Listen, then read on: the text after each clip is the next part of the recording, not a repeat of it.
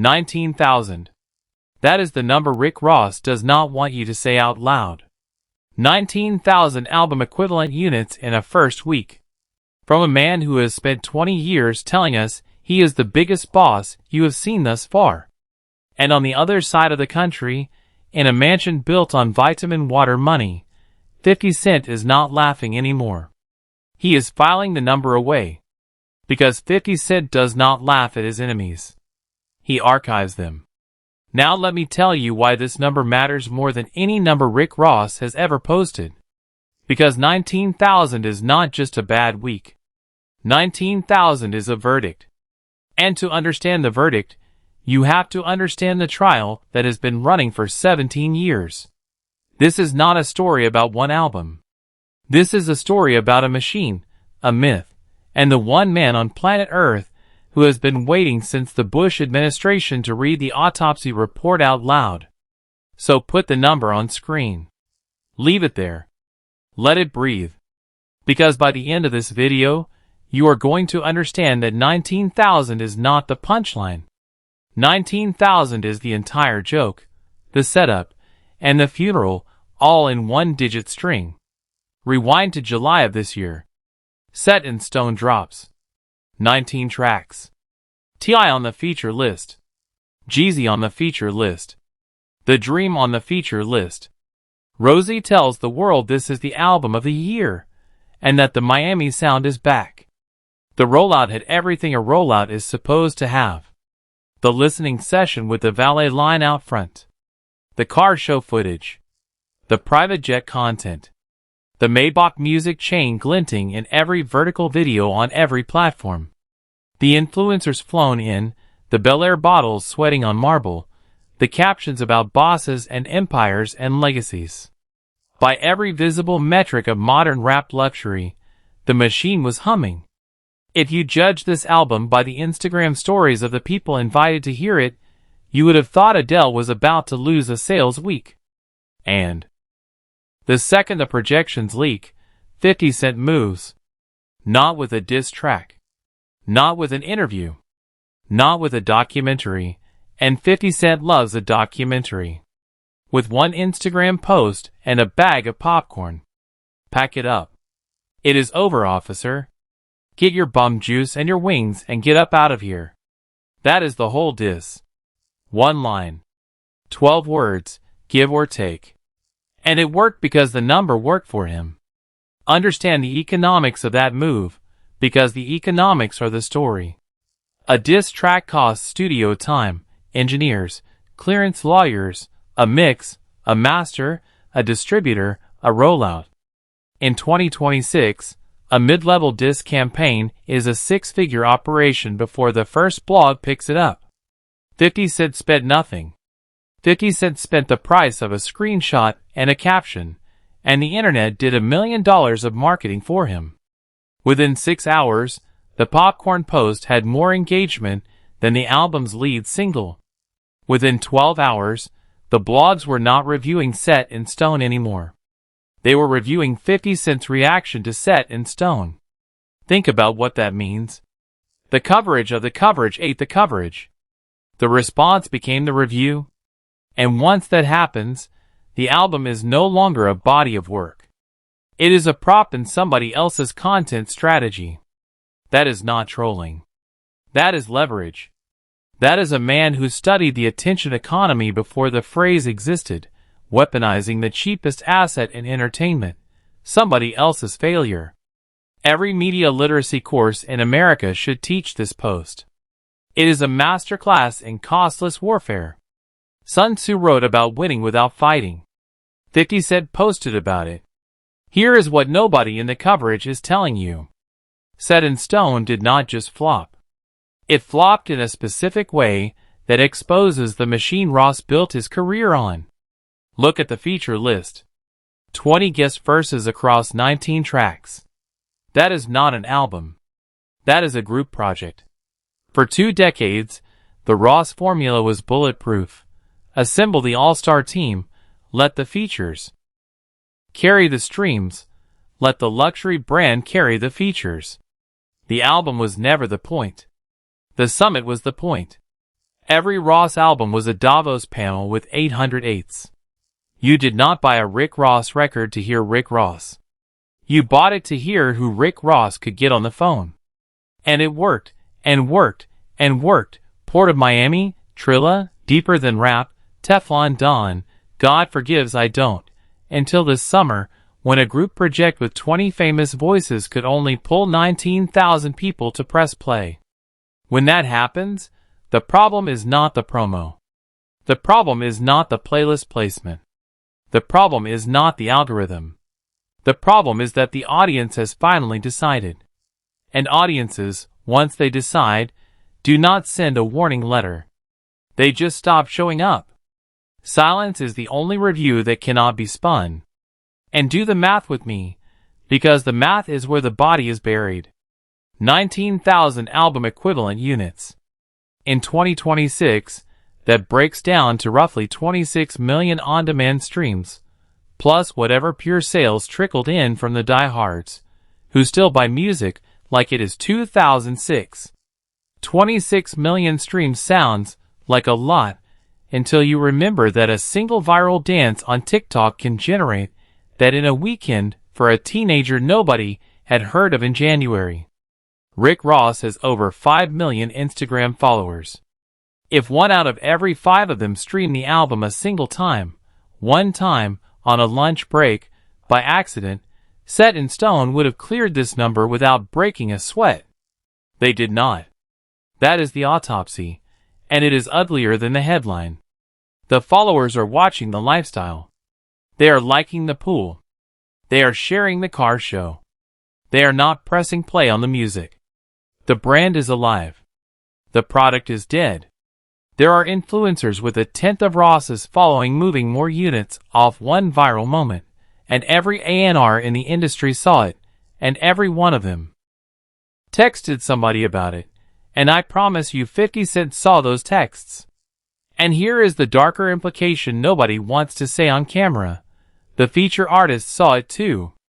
The next time Ross calls for a verse, every one of those 20 voices is going to remember what the last invoice of Goodwill actually paid.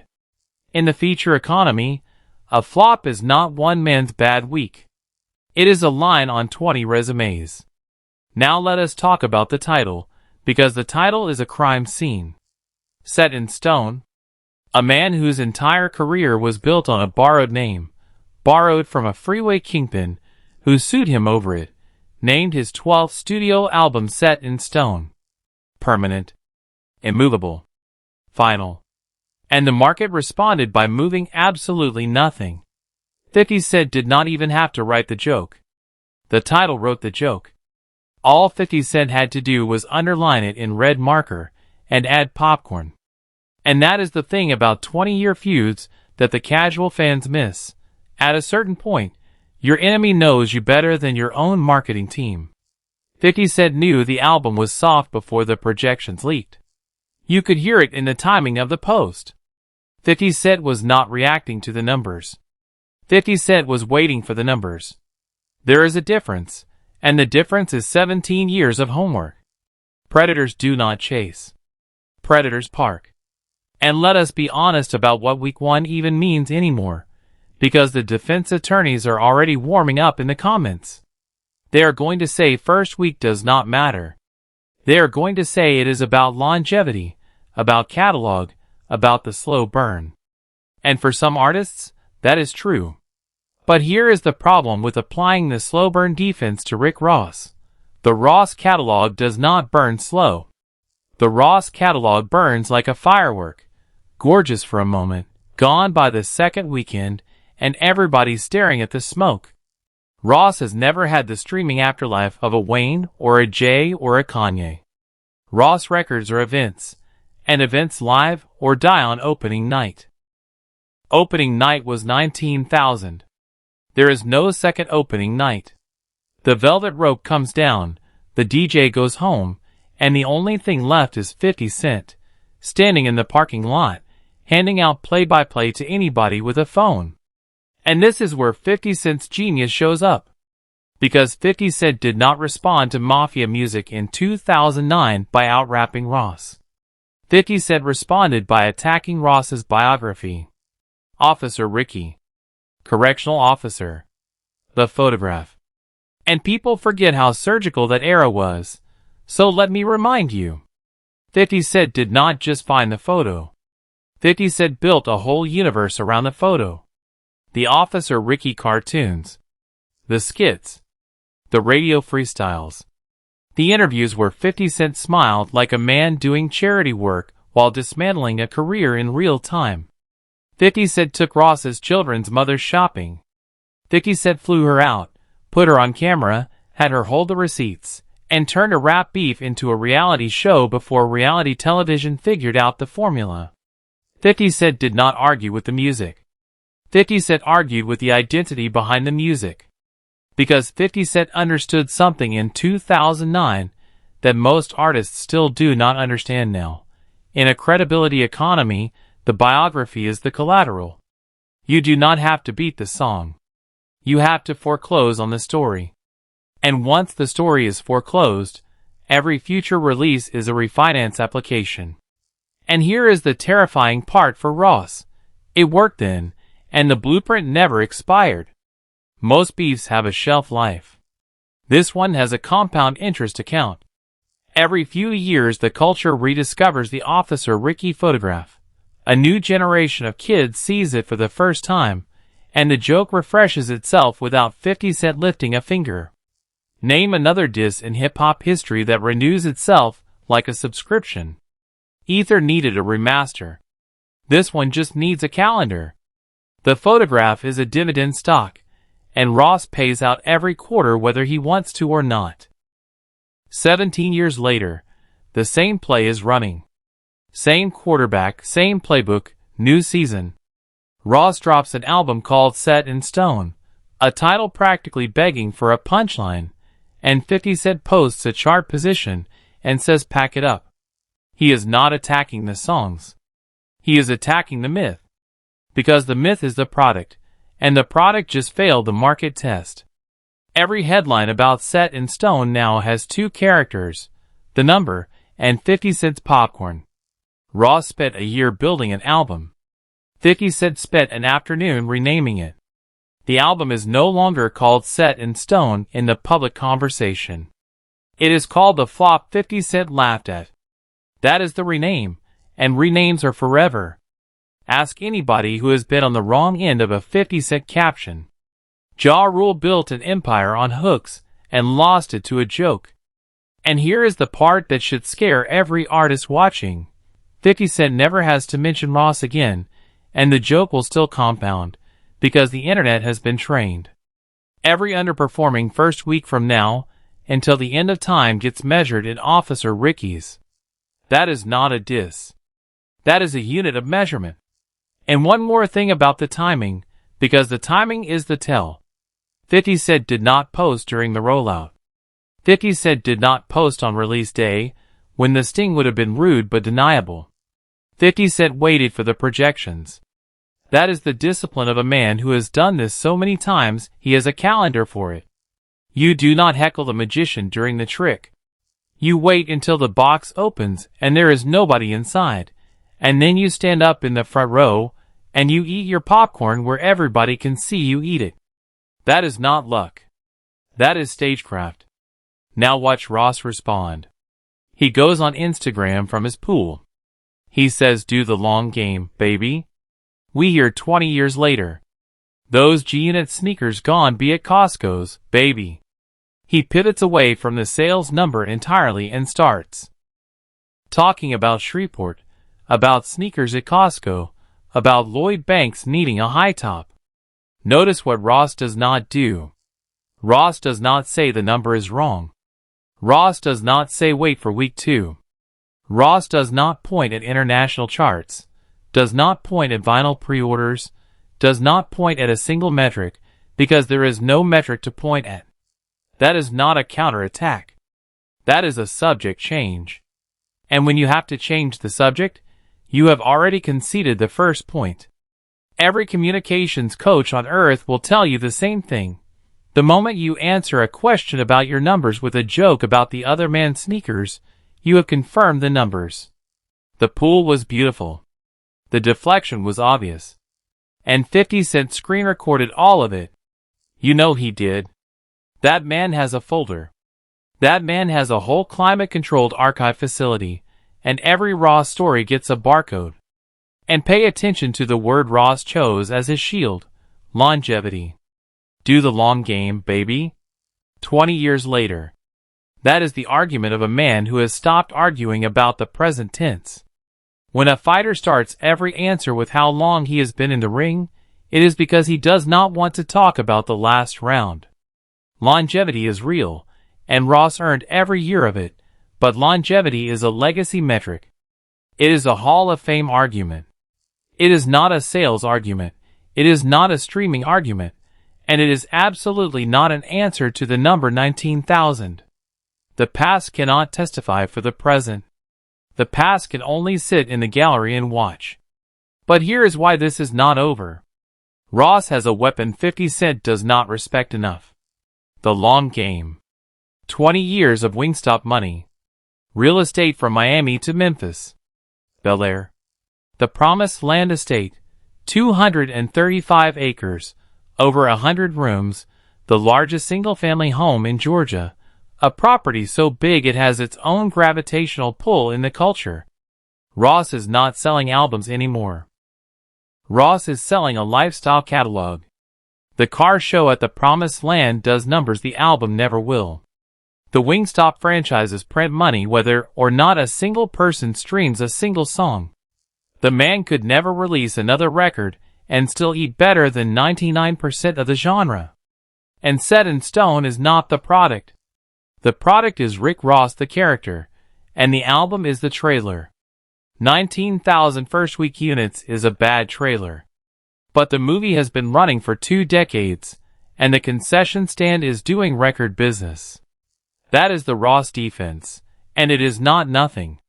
You cannot archive a man who owns the building.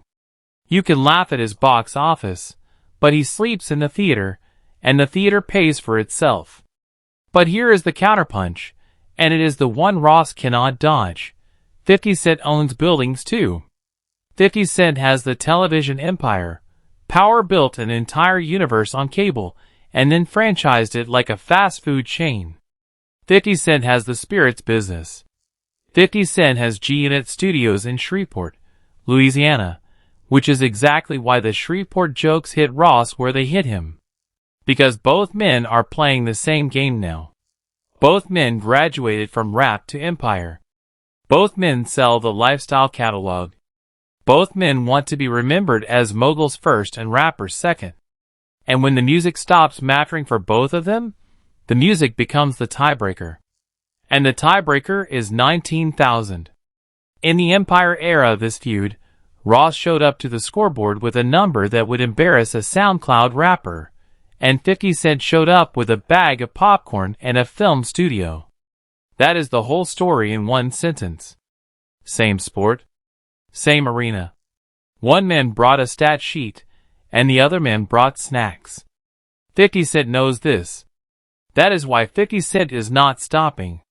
Because if 50 Cent lets Ross control the framing, the flop becomes a footnote. And 50 Cent does not do footnotes. 50 Cent does headlines. So expect 3 more. Shreveport jokes this month. Expect a G-Unit sneaker drop on August 20th, with a shot at Ross baked into the marketing. Because 50 Cent has never in his life separated the product from the beef. The beef is the marketing plan. It always has been. 50 Cent sold more vitamin water off conflict than most brands sell off Super Bowl ads. Expect 50 Cent to bring the Eminem Tupac song back into the conversation any day now, and dare Ross to laugh at it again. Expect a documentary announcement. You know it is coming. The man turned the Diddy saga into a Netflix event. Do you think he is going to leave 17 years of Officer Ricky footage in a drawer? And expect the archive to grow, because every time Ross posts from the pool, 50 Cent sees content. Every time Ross mentions Costco, 50 Cent sees a caption. Ross is writing checks with every story he posts, and 50 Cent is cashing every single one. That is the machine now. Ross generates the raw material, and 50 Cent refines it into headlines, and neither man can stop, because the Feud is the last album either of them has that still goes platinum every time it drops. And step back for 1 second, because this is bigger than two men arguing on the internet. This is a case study in what happens to a rap career when the music becomes the least profitable division of the company. Both of these men figured out years ago that the real money was never in the streams. But only one of them figured out that the streams still set the price of everything else. Credibility is the interest rate on the whole empire. Let it slip, and every other asset quietly reprices. Jeezy warned everybody a long time ago, men lie, women lie, numbers don't. 19,000 is the number. It is carved in granite now, set in stone, if you will, and the irony writes itself, and 50 Cent is already chiseling it onto the tombstone with a smile on his face, a camera crew in the parking lot, and a monetization strategy for the funeral. And understand the trap Ross is in right now, because it is a beautiful, horrible trap. If Ross responds hard, he feeds the beast. Every reply is more raw material, more captions, more headlines, more proof that the number landed. If Ross stays silent, the silence becomes the story, and 50 Cent narrates the silence. There is no door 3. The only winning move was a bigger first week, and that move expired the moment the projections hit the blogs. Ross is not playing chess against 50 Cent anymore. Ross is playing chess against a calendar, and the calendar is undefeated. Because here is the final lesson of this whole episode, and it is the one every artist watching should write on the studio wall. In 2026, your worst week does not belong to you anymore. It belongs to whoever narrates it first. Ross had 72 hours to frame 19,000 as anything other than a verdict, a strategy, a slow play, a victory lap for the faithful. Ross spent those hours at the pool talking about sneakers. 50 Cent spent those hours at a keyboard, and 50 Cent typed faster. This is the fight. It is not about who is a better rapper. It has never been about who is a better rapper. It is about who controls the story after the music stops playing. 19,000 people bought the music. 19 million people are watching this story. And right now, 50 Cent is writing that story with a bag of popcorn in his hand. Tell me in the comments, did Ross lose the week or lose the war? And if you want the deleted 3 a.m. post that Ross scrubbed off his story last Tuesday, that video is next. Subscribe, because the receipts are only getting louder.